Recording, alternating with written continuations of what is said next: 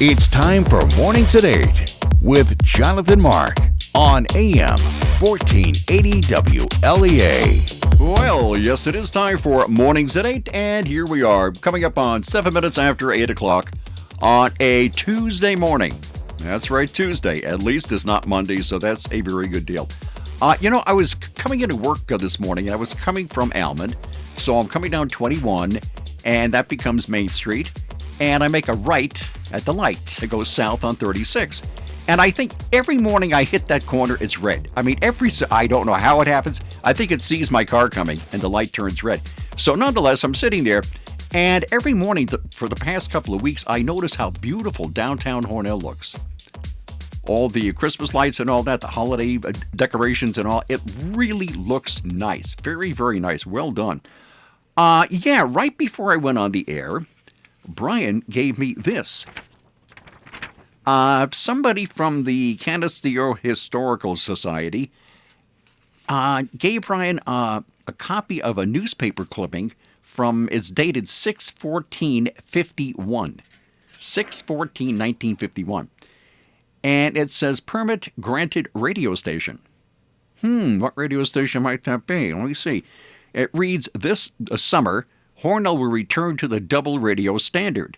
In Washington, D.C., June 6th, the Communications Commission authorized a new standard radio station for Hornell, New York. It granted a construction permit to the Hornell Broadcasting Corporation for a 1480 kilocycle. 1480. What does that sound like? 1480. Anyway, 1480 kilocycle, 1 kilowatt station for daytime use only.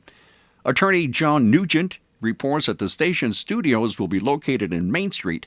The transmitter will be located on the top of Hartsville Hill. The station is expected to be on the air within a month to 6 weeks. And it goes on, Donald Sellers will be station manager. Officers of the corporation are Hornell residents Maxwell McCarthy, president. Thomas Kinney. Now, would that be the Tom Kinney? I don't know. Thomas F. Kinney, vice president. Anyway, Preston Rittenhouse, Mike Ryan, secretary, and Mr. Sellers, no first name here, a treasurer. So I guess that Tom Kinney, I'm kind of wondering. Well, let me see. I don't know. Anyway, everybody knows Tom Kinney. If you've lived in Hornell any amount, any length of time, you know who Tom Kinney is. So there you go. Anyway, so this was from 6/14/1951, quite a long time ago. Okay, very good, very good. Where was I here? Let me see. Yes, if you're in need of food, and a lot of people are, hey, you never know what life is going to bring, so you need food, right. As Brian had in his news, the mobile food truck will be at the Canisteo American Legion from noon, this afternoon, noon until 1. So if you need food, the mobile food truck will be in Canisteo, noon until 1. And we have from the governor's office this is a very lengthy news release. So I've tried to highlight a couple of things here and there. But, the bad news is that opioids are out there. We've talked about it, and Brian's had a number of guests talking about the opioid problem. So there is an opioid problem. But if there's an upside, and there is, I guess, according to the governor's office, opioid use outside of New York City is down. How do you like that? Let me see. The governor has announced that opioid overdose deaths among New York State residents outside of New York City declined close to 16% in 2018 compared to 2017, and that's the first decrease in 10 years. While close to 2,000 people died from opioid overdoses last year, the decrease remains a significant milestone. There's a task force, the new Heroin and Opioid Task Force Progress Report, detailing 3 years of work and improvements to expand and enhance services aimed at combating the opioid crisis. Apparently, it's doing its job. Now, the task force recommendations were signed into law in 2016. Now, opioids are a big, big problem, major problem.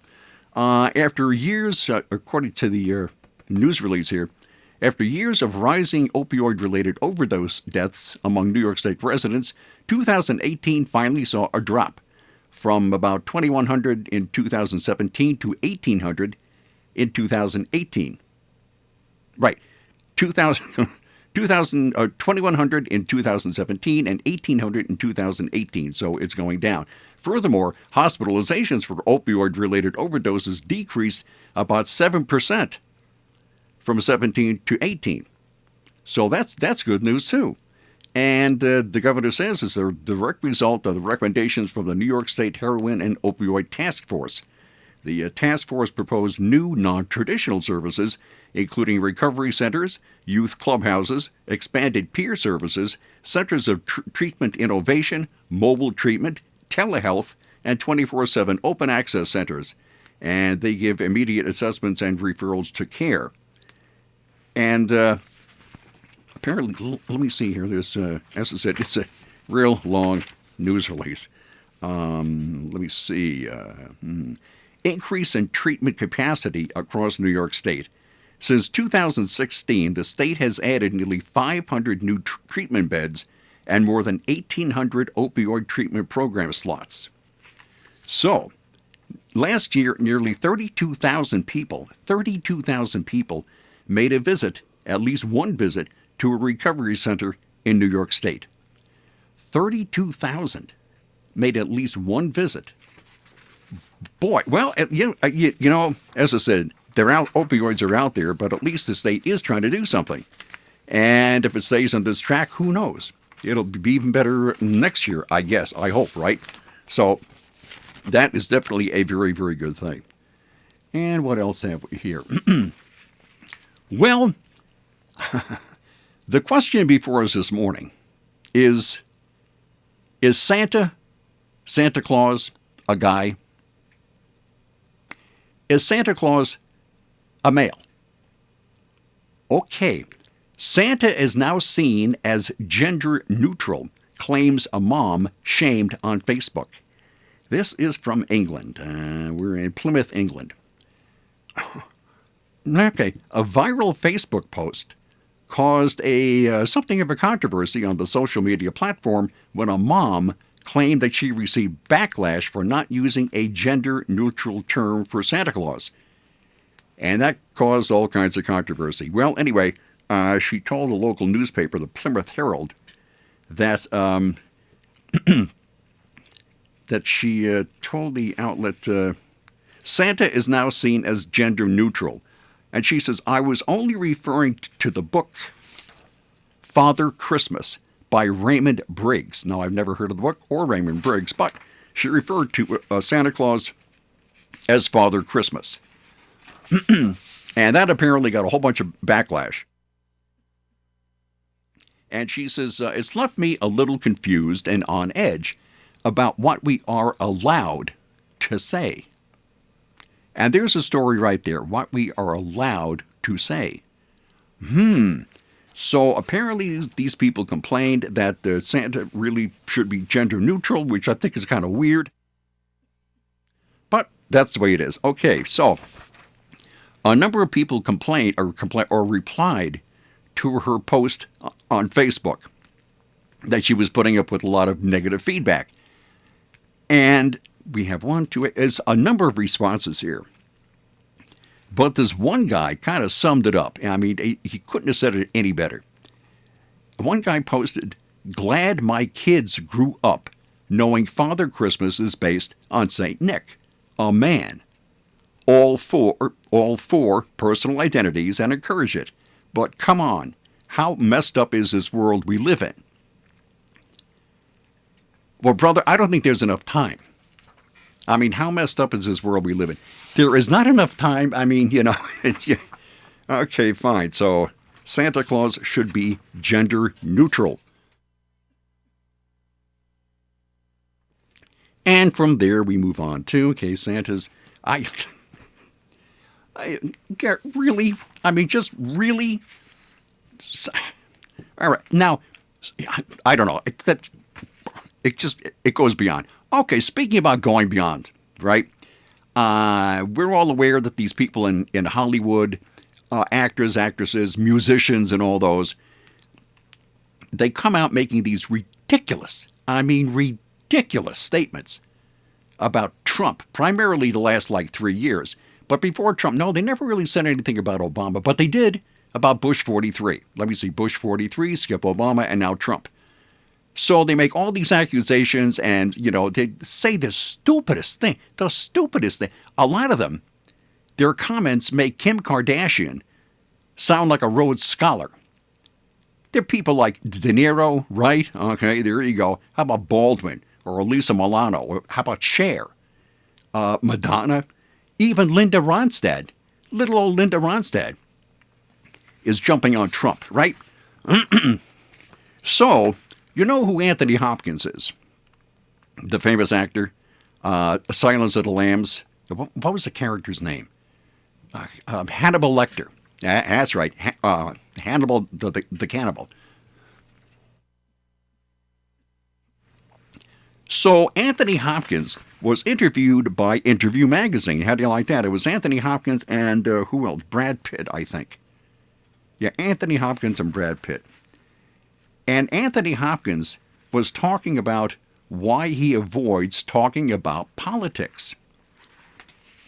Actor Anthony Hopkins says he avoids talking publicly about politics because he believes, quote, actors are pretty stupid.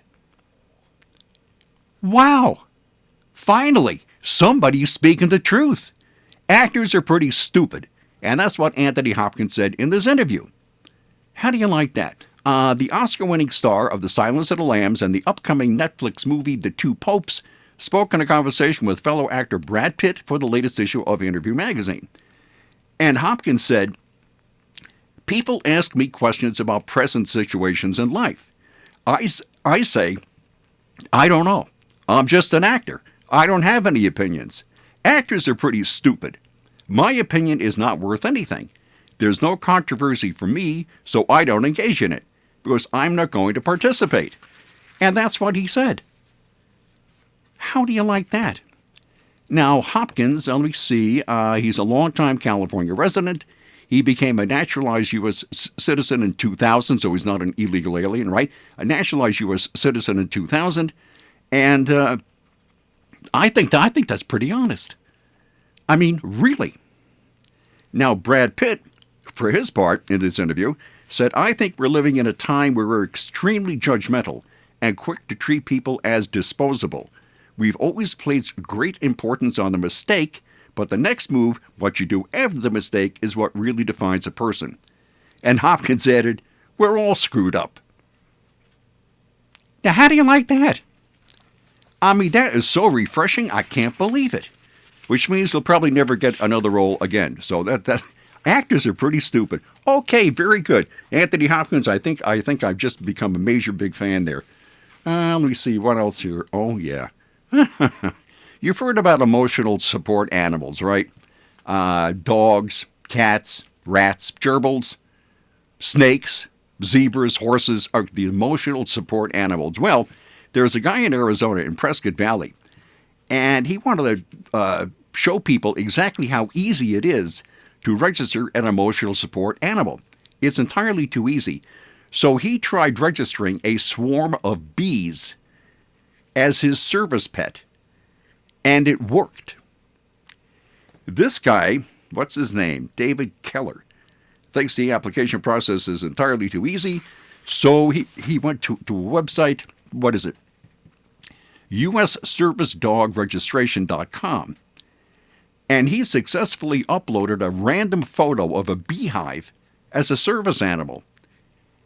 And it went through. So he went through this.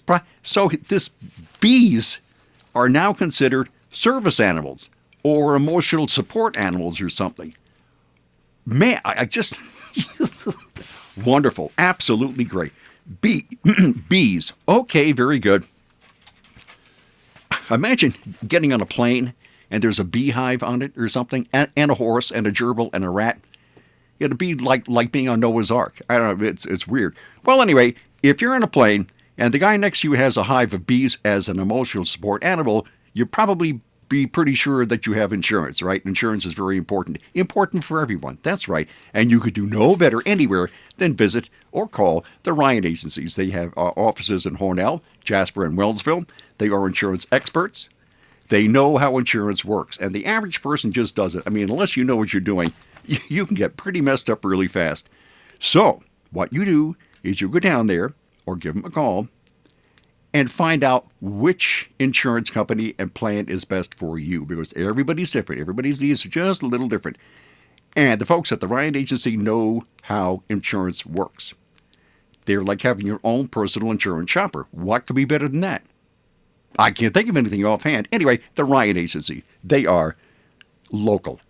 From the Fox Sports Studios in Los Angeles, here's Eddie Garcia. In the NFL on Monday Night Football, an NFC East clash in Philadelphia with the Eagles rallying to beat the Giants 23-17 in overtime. Philadelphia was down 17-3 at the half, but rallied back behind quarterback Carson Wentz, who had a pair of touchdown passes, the game-tying and game-winning touchdown pass in overtime. Both went to tight end Zach Ertz. Philadelphia's now 6-7 on the season. They are tied with Dallas for first in the NFC East, and the two teams will meet in Week 16 in Philadelphia. For the Giants here, 2-11 now with that loss. They're 9th in a row. Big news from Major League Baseball, where the Washington Nationals and World Series MVP Steven Strasburg agreed on a 7-year deal worth $245 million. That is a record salary for a pitcher. College basketball, 8 ranked teams in action. 2 games featured ranked teams going head-to-head, with number 5 Virginia beating 7th-ranked North Carolina 56-47. Number 9 Gonzaga knocked off number 22 Washington 83-76.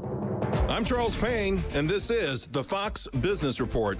The judge hearing the case against the T-Mobile Sprint merger wants the trial wrapped up quickly. Federal Judge Victor Marrero asked both sides to limit the number of witnesses. 13 states and the District of Columbia are suing to block the merger, saying it would cut competition. 2 antivirus software companies could be merging. The Wall Street Journal says LifeLock could be sold to McAfee, which is part of Intel. Drugstore chain CVS is being fined $3.6 million for failing to redeem deposits on bottles and cans in California. The state says 81 CVS locations failed to redeem recyclables or pay a $100 fee instead.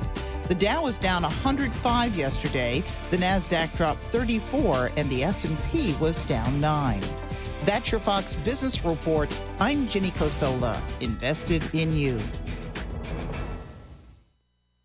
Hi, I'm Raymond Denon, Vice President of Optima Tax Relief. If you're in debt to the IRS, there's a lot you need to know. Starting with rule number 1, don't mess with the IRS. They can garnish your paycheck, levy your bank accounts, even take your home or business. There's a way out. It's called the Fresh Start Initiative. If you qualify, you could save tens of thousands. For tax help you can trust, call Optima for a free consultation. Call 800-410-6744. 800-410-6744. Optima Tax Relief.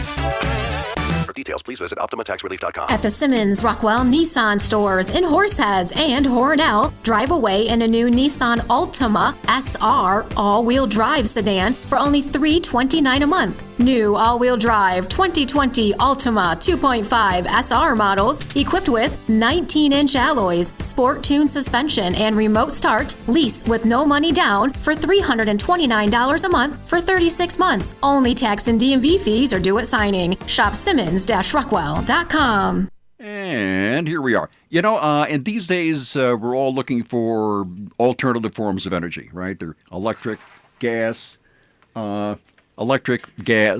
power, solar power, all that stuff. Well, here's something you probably wouldn't think of, is electric eel power. Electric eel power. This is, I found this, where did I find this? On Fox News. Well, there's an aquarium in Tennessee, in Chattanooga to be exact, and they have a little electric eel there. And his name is Miguel. Miguel Watson is this eel's name, okay? So, anyway, what they do is they have hooked up old Miguel Watson to some kind of contraption and a system connected to his tank. So when he gives out electrical charges, it lights up this Christmas tree. So the flashes are caused by the higher voltage shocks he emits when he's eating or excited, said a spokesperson for the aquarium. So when old Miguel Watson gets excited or something, or when he eats, he emits an electric charge which powers these Christmas lights. So as old Mr. Watson there is eating, these lights are blinking on and off on this Christmas tree. And that's pretty novel. And officials at the Chattanooga Aquarium say they hope Miguel will spark an appreciation for the fish, and also as an alternative form of energy. Now, if you wanted to run your entire house on eel power, you'd probably need like 95,000 eels, or electric eels, in your house, which I think would be a little inconvenient. I don't know, but it's a possibility. I mean, it all depends on how many, I don't know, anyway, okay, that's that. Also, we have this okay. Canadian Church of Atheism denied charitable status after court finds it's not a religion. What a surprise. A federal court in Canada has ruled that the self-titled Church of Atheism isn't a religion and can't be treated like one for tax purposes.